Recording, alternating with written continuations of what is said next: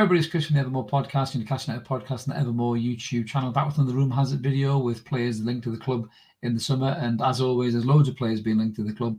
We know sort of the defence out. We're looking at the midfield and the attacking options now. So there's going to be loads of names in those kind of positions, especially after some of our recent misfortunes with the targets we're going after. So we'll get stuck into that in a minute. A little bit of housekeeping before I do. If you haven't already, please click the like and subscribe button. We were over 1,400 subscribers now, I think, which is awesome. I'd love you to get us to 1,500 if you can before the season starts. And then we're pushing for 2,000, which is amazing. So thank you so much to everyone who's hit the button. Hit the notification bell as well. You'll not miss any of the videos, whether it be live or the Rumour Has It videos like this. So without further ado, let's get stuck into the players I'm talking about then. I'm leaning there, as you can see. I've got a high desk today. So yeah, we're going to get stuck into these players. The very first one who's been linked is Julian Draxler, the one-time German wonder kid who is rotting at Paris Saint-Germain, it's safe to say. Both these players are rotting at Paris Saint-Germain at the minute. It just goes to show you, this is what can happen to your club when you've got so much money in you and you just buy whoever you think you can buy and want to buy. You end up ruining players' careers. Paris Saint-Germain are a shit house of a club, really. They buy these great players and never play them. They did the same thing with Kabay, Ben Arfa. Julian Draxler's been there quite a long time now. He's been at Paris Saint-Germain since 2017. All in all, he's got 131 appearances and 17 goals, but he just never really set the world alight there. So a little bit about Draxler and kind of what he can do. You can see there he's played next to no football. Last season, he played 24 games. He got 2 goals and 1 assist, 8 as a substitute. 6'1", German international. He's got about 58 caps and 7 goals, 28 years old. A real skillful player, really quick feet, great to run with the ball, strong on the ball, good from set pieces as well, good from delivery, through balls, passing and finishing are his key strengths.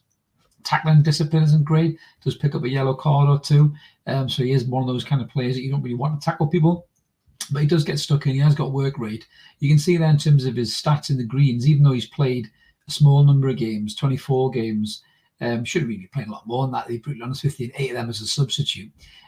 He's got 0.26 strike rates, he's in the 51 percentile for players in his position across top 5 leagues in Europe. In terms of his dribbles, you can see there he's in 90 percentile, loves to run with the ball.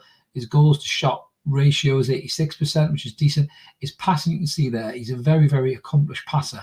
Very, very good player in terms of making things happen. So, would he be a good option for us? I think he would be, to be pretty honest with you. I think, when you get a player of that kind of quality, then I just think you'd be mad not to have a look at it. It all depends on the fee, they're obviously being looked at for Paris Saint-Germain. And apparently the fee is 13 million quid. Now, that to me is an absolute snip, to be honest with you, for a player of that quality. Would he improve the squad? Absolutely. He's right-footed. He give you a good balance on that right side with Maxi on the other side. He can get goals. He can create for Wilson. 28, he'd be more of an experienced pro. He'd help along with young players like Willock and Sean Longstaff and even Joe Linton and guys like that, who are younger players would look up to a lad like this, who's obviously done a lot in his career. So, yeah, for me, if a 13 million quid, I don't think that's a bad bit of business, to be honest with you. I think he's still 28. He's at the peak of his powers. You're not going to be getting a duffer the kind of wrong side of 30.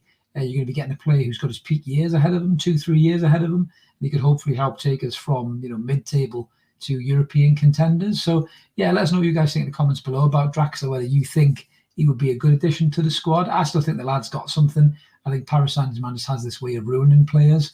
It's almost like trying to put too many shiny toys in the same box, isn't it? It just doesn't seem to work. Same with the managers as well, regardless of how good the managers do. They seem to throw them away like confetti as well.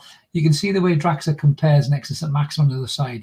He's way ahead of him in goals. He's way ahead of him in passing accuracy. Maxi edges out assists and key passes and shots as well. Maxi's ahead of him there. Obviously, Maxi got about 4 or 5 goals, I think.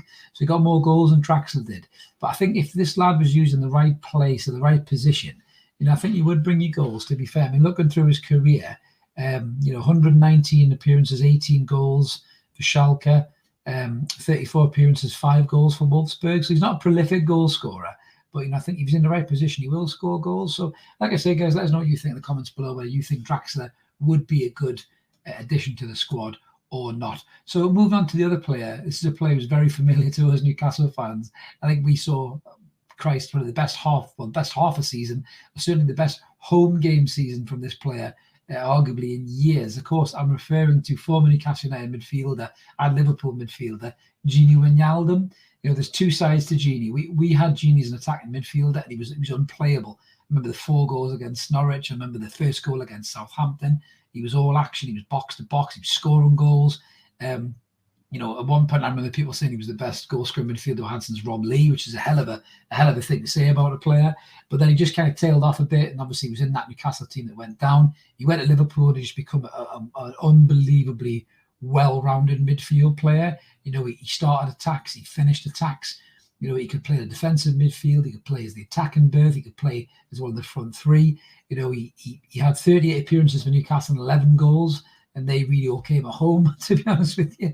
And then obviously Paris Saint-Germain has gone there from Liverpool, where he was there from 2016 to 21, 179 appearances and 16 goals, Premier League winning medal, Champions League winning medal, an unbelievable spell at Liverpool. Now, Paris Saint-Germain have said he's surplus to requirements. He's 31, so he's the wrong side of the tracks in terms of the age, but he's still got a lot to offer.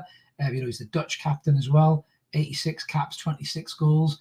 He's a very, very good footballer still. Now, apparently he's available for a loan deal. Now, this would be interesting if we could get him in as a loan deal. Now, we are jam-packed in the midfield. I don't know if there's any real links to it yet.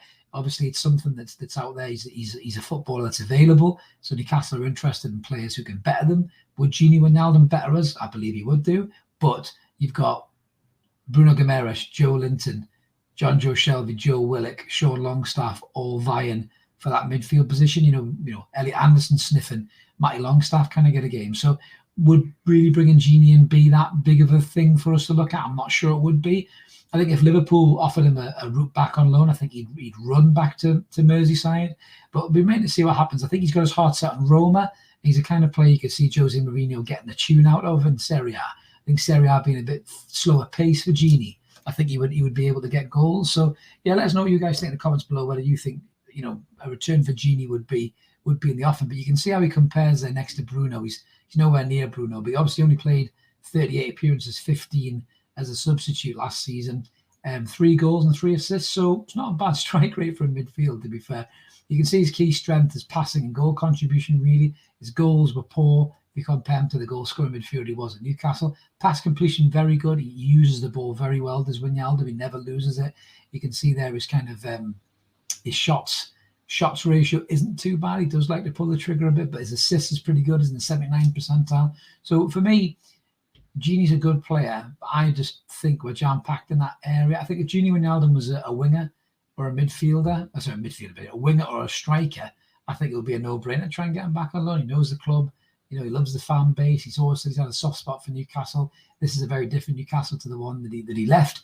But yeah, let us know what you guys think in the comments below. I don't think we'll end up with him. I think he's destined for Roma and Jose Mourinho personally. But I wouldn't say no. You know, if he came back to me, I think that you know, I think he's a very good player, and I think, you know, like I say, he'd teach the younger players a little bit about developing the game. I mean, if Joe Willock could train day in, day out with Gini Wijnaldum, I think Joe Willock could become an even better player than he is right now. But yeah, for me, I think he's destined for Serie A, destined for Roma. So I'm not going to get too excited about that one. The Draxler one's an interesting one, though. I really think that could, if there's any truth in that, I really believe 30 million quid's an absolute steal for a guy like that, you know, for the quality that he's got and what he could bring to the squad. But we're linked to so many players. We've done loads of videos like this recently, and we're desperate to try and get those positions filled of right wing and striker, backup striker options. You know, we'll have another couple of videos coming out soon, I'm sure, as well. You know, some of the targets who were supposedly gone have come back on the radar, so there'll be plenty more to cover. Mark and I will be back with what's going on Monday night, so tune in for that. Check that out. We'll cover some of the things going on with the club, some new appointments behind the scenes, the closed door friendlies as well that were played recently. And then me and the lads will be back on Wednesday with Evermore, and come and tune in for that. Come on live. Let us know what you guys think about what we're talking about.